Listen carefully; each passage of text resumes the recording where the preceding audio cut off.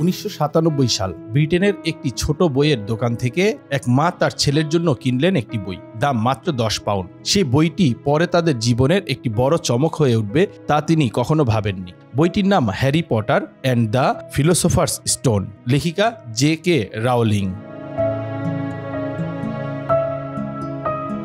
প্রথম প্রকাশের পর থেকেই হ্যারি পটার বইটি শিশু কিশোরদের মধ্যে বিপুল জনপ্রিয়তা পায়। সেই জনপ্রিয়তা এখনও অটুট, কিন্তু সম্প্রতি এই বইটির প্রথম সংস্করণের একটি দুর্লভ কপি বিক্রি হয়েছে 36,000 পাউন্ডে, যা বাংলাদেশি মুদ্রায় প্রায় 54 লাখ টাকা।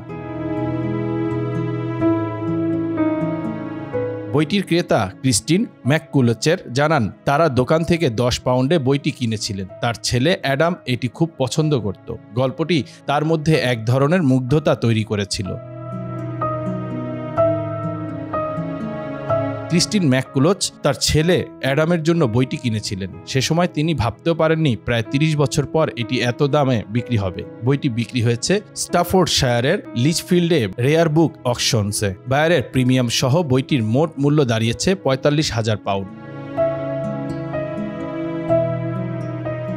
হ্যানসন্স অকশনার্সের তথ্য অনুযায়ী এটি 1997 সালের প্রথম হ্যারি পটার বইয়ের 500 হার্ডব্যাক কপির একটি। বইটির বিক্রয় মূল্য নির্ধারণ করা হয়েছিল 30 থেকে 50,000 পাউন্ডের মধ্যে।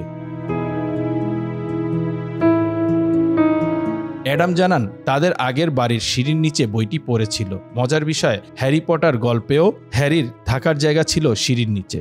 2020 সালের লকডাউনের সময় পরিবারটি জানতে পারে বইটির প্রকৃত মূল্য। Harry Potter and the philosopher's stone কেবল একটি গল্পের বইই নয়, এটি আজকের পৃথিবীর এক অনন্য সাংস্কৃতিক আইকন। জে.কে. রাউলিং দীর্ঘ 5 বছর ধরে চরিত্রগুলোর বৈশিষ্ট্য, তাদের ক্ষমতা ও সীমাবদ্ধতা নিয়ে চিন্তা করেন। 1997 সালে প্রকাশিত হওয়ার পর থেকে এ পর্যন্ত হ্যারি পটার সিরিজ বিশ্বব্যাপী প্রায় 500 মিলিয়ন কপির বেশি বিক্রি হয়েছে। বইটি আজও নতুন প্রজন্মের কাছে ঠিক ততটাই আকর্ষণীয়। হ্যারি পটারের গল্প, চরিত্র ও জাদুর জগৎ শুধু শিশু কিশোর নয়, প্রাপ্তবয়স্কদের কাছেও চিরকালীন প্রিয়। বাংলা খবর 52 নিউজ ডেস্ক।